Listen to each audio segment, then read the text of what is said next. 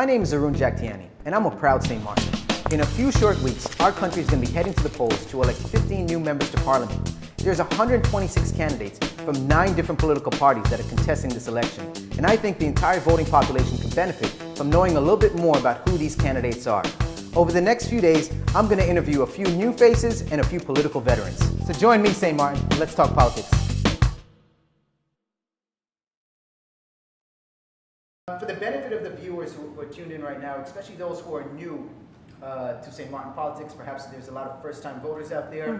I want to clarify that the PPA is not a brand new political party. It can be a little confusing right now when you look at all the campaigning that's going on, meaning there's, you know, the 4, if you want to call them the most noticeable parties, and then several new parties as well. The PPA was established in 2003. St. Martin, 2003. Correct. You contested several elections as the leader of this party. But then when we became Country St. Martin in 2010, for lack of better words, I'll say the PPA was sort of put on the shelf and you joined the Up Party, which received kind of mixed reaction. Tell me about why you made that move and why you believe that was the best move at the time. Definitely. The PPA started in 2003 to 2007. We were a formidable faction in that island council. We even brought forward the first and only draft initiative law, which was the law to institute the Ombudsman office during that period. And regretfully, in 2007, we were voted out after working so hard. So those 3 years, I went back to the civil service. I went back to being working in the island secretariat.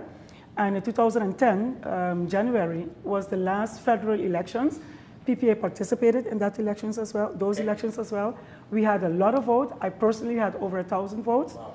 And, but we did not make those 3 seats to turn off the lights, so to speak, of the last parliament of the Netherlands Antilles. And for 10-10-10, we were approached by the now up leadership, we meaning the board of the PPA, to contest the elections together and go forward in helping to move St. Martin forward because of the new constitutional status that we achieved. So that was the reason we were approached. We said, in the interest of the country, let us work this thing out together. I became number 2. Some of my other colleagues of the PPA were in different slots of the new party slate. And as I said, the rest of history. So the first time you contested an election with the Up Party, you were very successful in 2010. If I remember correctly, you were amongst the highest vote getters in that I was one of the 15, yeah. Yes, you definitely, you had enough votes definitely to earn your seat in Parliament. And again, as we mentioned, you then were a pretty obvious choice, I think, for the President of Parliament at the time. And you did a fantastic job at that capacity. Thank you. But then when you contested the election in 2014, your personal votes, total votes, were way down. Absolutely. You didn't even have enough votes to get a seat in Parliament. No. Why do you think that was? And what gives you the courage now to contest in another election, let's say, let alone as a new party or as on your own party?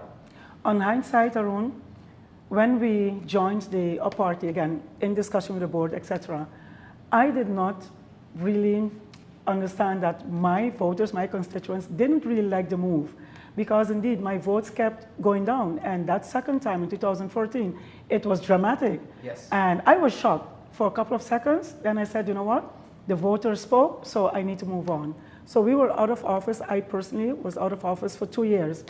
And in those 2 years, I've been approached and encouraged by my support and others who said, you know what? We like you better. You could function much better under your own leadership. You have your party, restart that, and that's what we did. In discussions with the party leadership, the old party leadership, we reinstituted the PPA party, and the support has really been so encouraging that it encouraged me to approach candidates and form this new party, well, re-energize the PPA party under the new laws and contest the elections. The support has been really, really encouraging, and we are absolutely looking forward to be part of the new parliament after September 26th. Well, from this brief conversation that we're having, I can see that you haven't lost your energy or don't seem to have lost a step at all. But I have to ask the question with your, again, I hate to keep bringing this up, but your vote count went down There are many out there who would say Gracita is on the way down. But now you've completely taken a very bold step, as many would say, to put the lights back on. That's on correct. the PPA party, take it off the shelf, dust it off, and come out here and contest this election. Where do you get the courage to do this from? The love for my country, love for of my people, the support, with the background, the experience, the knowledge that I have accumulated over the years, with an impeccable track record for speaking truth to power and also working very hard. I cannot do otherwise to be back in the arena and not sit back and complain. I'm a doer, I'm a producer, and I believe in the potential of St. Martin. St. Martin is a great country. Together with the PPA party, the candidates that we have, under our vision with a great manifesto, we can turn this country around. Right now, it is just flatline. Yes. With the great ideas that we have to stimulate businesses, to encourage young people to be the best that they can be. We can move St. Martin to be the best country in the world.